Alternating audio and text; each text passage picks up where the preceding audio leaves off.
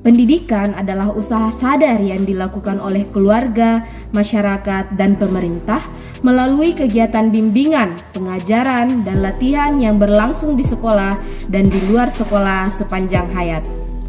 Untuk mempersiapkan peserta didik agar dapat memainkan peranan dalam berbagai lingkungan hidup secara tepat di masa yang akan datang.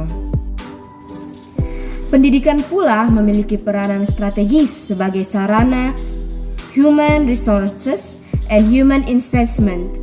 Selain bertujuan untuk menumbuh kembangkan kehidupan yang lebih baik, pendidikan juga telah nyata ikut mewarnai dan menjadi cikal landasan moral dan etik dalam proses pemberdayaan jati diri bangsa. Berdasarkan tujuan pendidikan nasional tersebut menunjukkan bahwa pada dasarnya terbentuknya nilai karakter menjadi tujuan utama pendidikan nasional. Dengan tujuan tersebut, diharapkan dalam segala tindakan dan aktivitas dalam pendidikan mengarah pada perkembangan karakter peserta didik.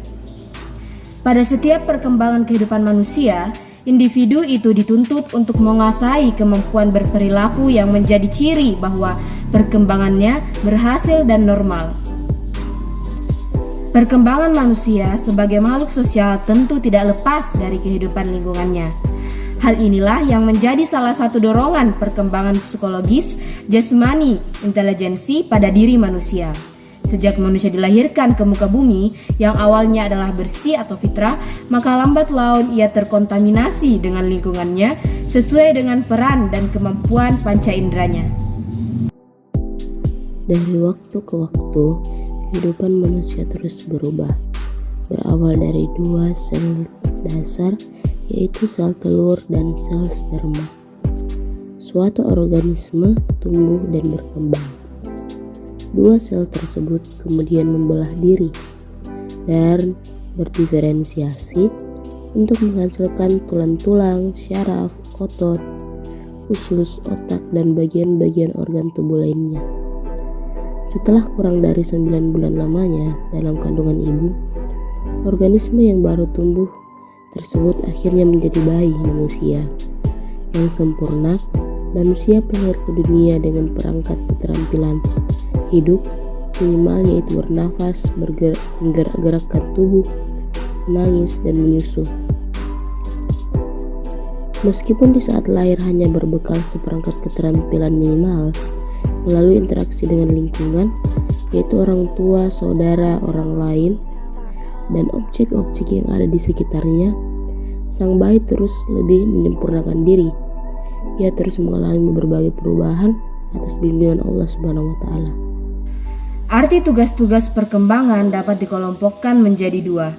Yang pertama yaitu tugas-tugas perkembangan adalah petunjuk-petunjuk yang memungkinkan seseorang mengerti dan memahami apa yang diharapkan atau dituntut oleh masyarakat dan lingkungan lain terhadap seseorang dalam usia-usia tertentu. Arti pertama ini mengandung makna. Pertama, dari segi orang dewasa. Kedua, dari segi yang sadar memiliki kedewasaan. Berikut ini beberapa tugas-tugas manusia dalam perkembangannya.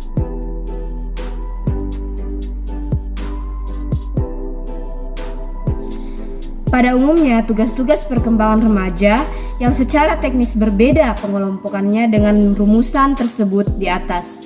Menurut Carl Sigurdsson, membagi tugas-tugas perkembangan dalam 6 kelompok, yaitu berikut ini tugas-tugas perkembangan remaja pada umumnya.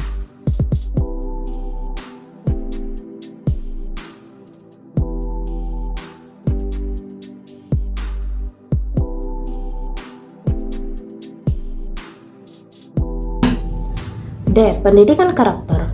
1. Urgensi pendidikan karakter.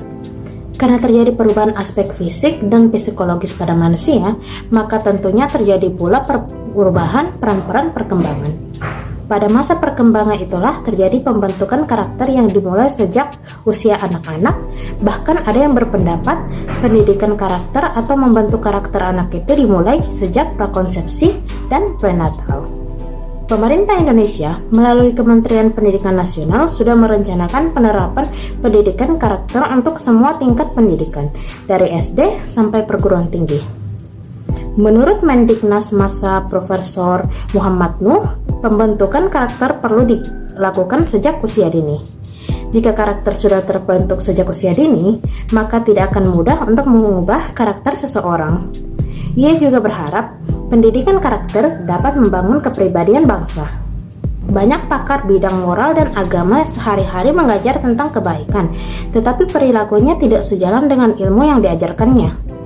Sejak kecil, anak-anak diajarkan menghafal tentang bagusnya sikap jujur, berani, kerja keras, kebersihan, dan jahatnya kecurangan.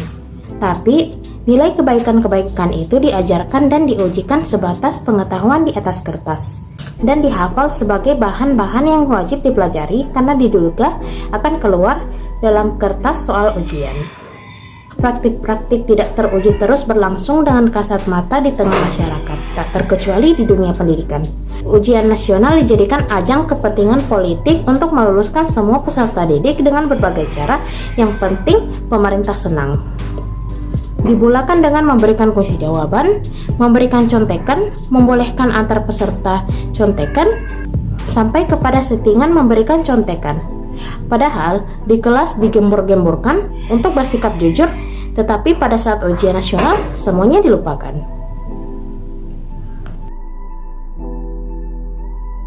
Pendidikan karakter bukanlah sebuah proses menghafal soal ujian dan teknik-teknik menjawabnya.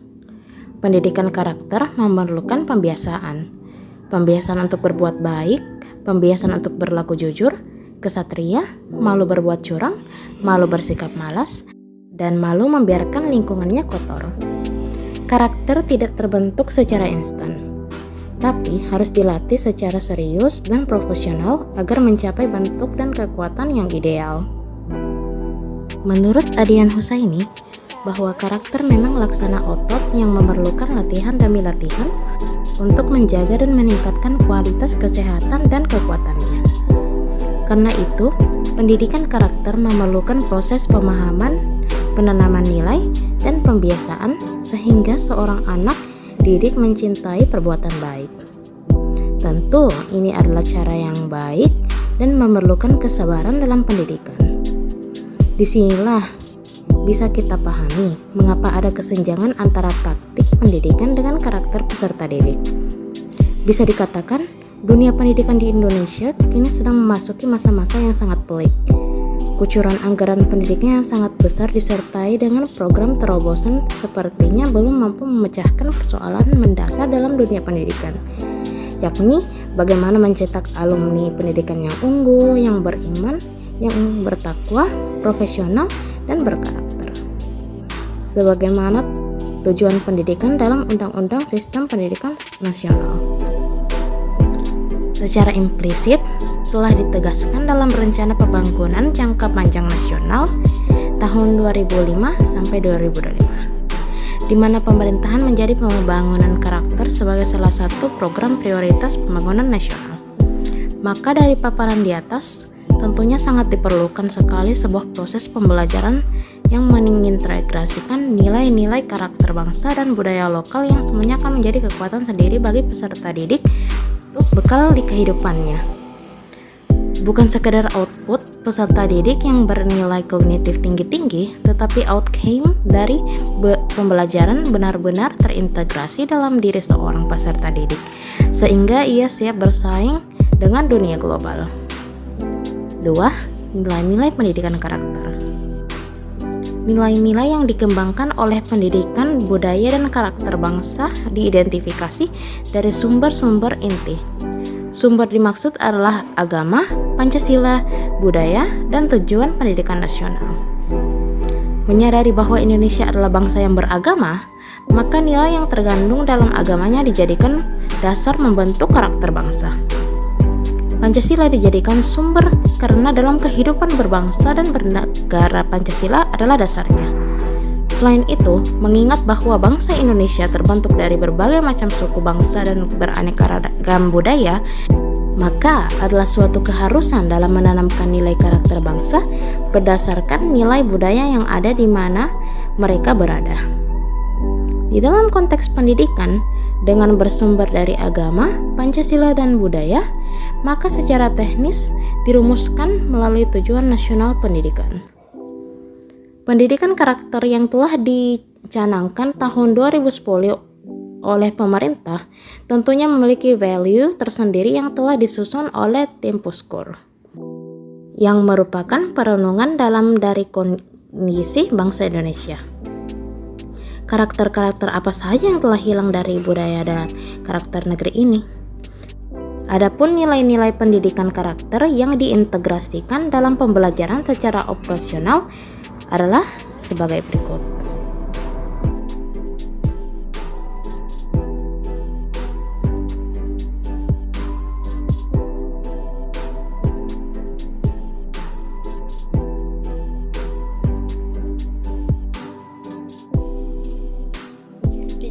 Implementasi pendidikan karakter.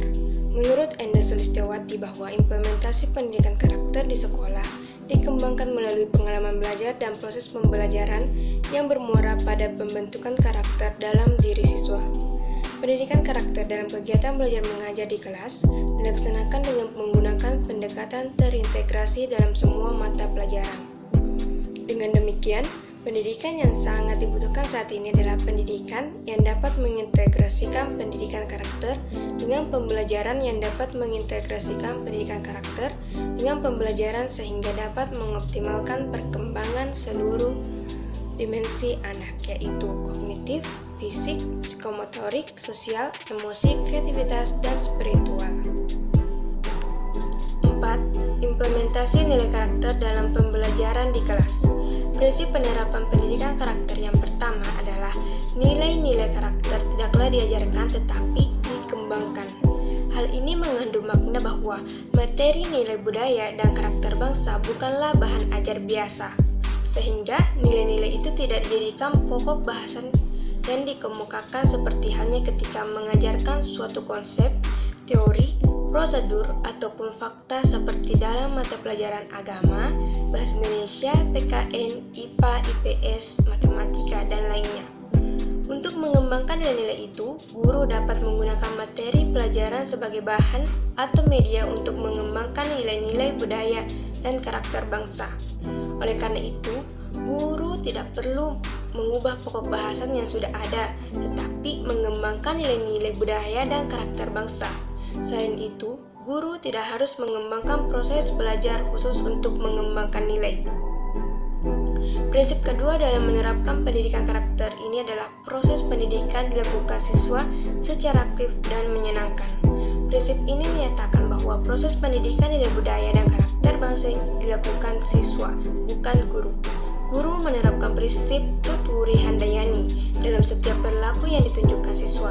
Prinsip ini juga menunjukkan bahwa proses pendidikan dilakukan dalam suasana belajar yang menyenangkan, bahagia, fun, dan tidak diskriminatif. 5. Pendekatan pembelajaran pendidikan karakter di kelas. Pendekatan kontekstual merupakan salah satu pendekatan atau approach dalam proses internalisasi pendidikan karakter ini. Maksud dari pendekatan ini adalah guru mampu mengaitkan materi yang disampaikan dengan situasi dunia nyata, sehingga peserta didik mampu untuk membuat hubungan antara pengetahuan yang dimilikinya dengan penerapannya dalam kehidupan mereka. 6. Implementasi nilai karakter dalam kegiatan pembinaan siswa. Salah satu pilar untuk mengembangkan nilai karakter selain melalui pembelajaran di dalam kelas adalah dengan melaksanakan kegiatan pembinaan yang terbimbing. Dalam Permendiknas nomor 39 tahun 2008 disebutkan bahwa tujuan kegiatan pembinaan siswa adalah menyiapkan siswa agar menjadi warga masyarakat yang berakhlak mulia, demokratis, menghormati hak-hak asasi manusia dalam rangka mewujudkan masyarakat madani. Dari dasar tersebut, bisa dimengerti bahwa pembinaan kesiswaan dapat dilakukan di luar pembelajaran di dalam kelas, yaitu di luar kelas. Bisa dilakukan dalam ekstrakurikuler sesuai minat, bakat, dan potensi yang dimilikinya. Dapat juga dengan melakukan sebuah proyek di masyarakat. Bentuk-bentuk kegiatan pembinaan kesiswaan mengarah kepada A. Keimanan dan ketakwaan terhadap Tuhan Yang Maha Esa. B. Budi pekerti luhur atau akhlak mulia. C. Kepribadian unggul, wawasan kebangsaan dan bela negara. D.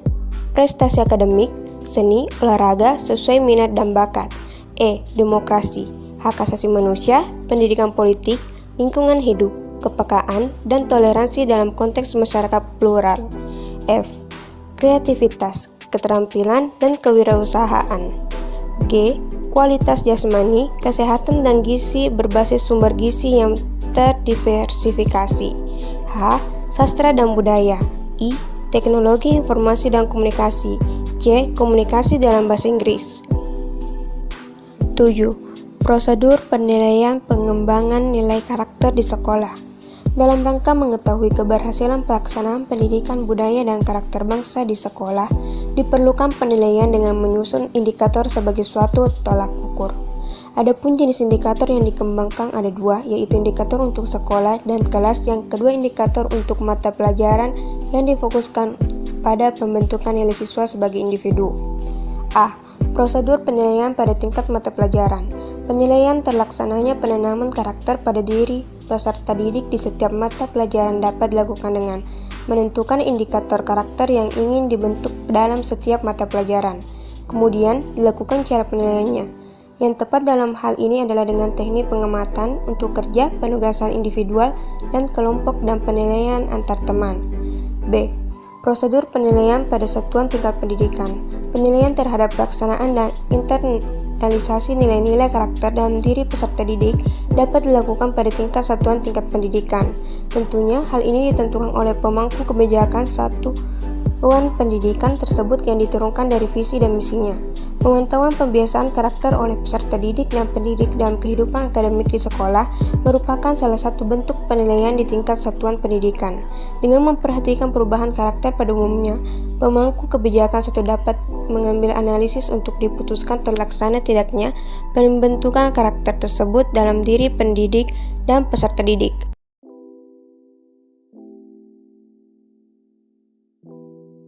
Guru adalah kunci utama kemajuan bangsa. Anies Baswedan dalam sambutannya di buku Gurunya Manusia menyebutkan bahwa pendidikan tingkat dapat dilepaskan dari guru. Guru adalah ujung topak proses pendidikan. Tidak mungkin bangsa Indonesia bisa membuat konvensi tingkat nilai guru dari 5% menjadi 92%. Tanpa guru tidak mungkin program pendirian sekolah dan universitas dapat berhasil. Tanpa guru tidak mungkin akan terwujud generasi berkualitas. Pendidikan berkualitas akan terwujud jika pelaku pendidikannya berkualitas. Guru yang berkualitas adalah kuncinya. Mestinya guru menguasai dua konsep dasar, yaitu pengajaran dan kepemimpinan. Guru harus kreatif dan selalu mengupdate mindset-nya setiap saat, karena setiap saat ada perubahan. Demikian pula situasi dan kondisi yang berbeda tentunya menurut seorang guru untuk lebih kreatif dan inovatif. Guru harus mengembangkan dirinya secara mandiri, bukan karena hanya tuntutan, desakan dari pihak-pihak luar semisal pemerintahan. Sekolah di mana ia mengajar tetapi mengembangkan diri adalah kebutuhan mendasar seorang guru. Belajar mandiri adalah perwujudan dari harkat dan martabat seorang guru yang tinggi di tengah masyarakat. Guru harus menjadi dirinya sendiri untuk mengabdi pada pendidikan negeri ini.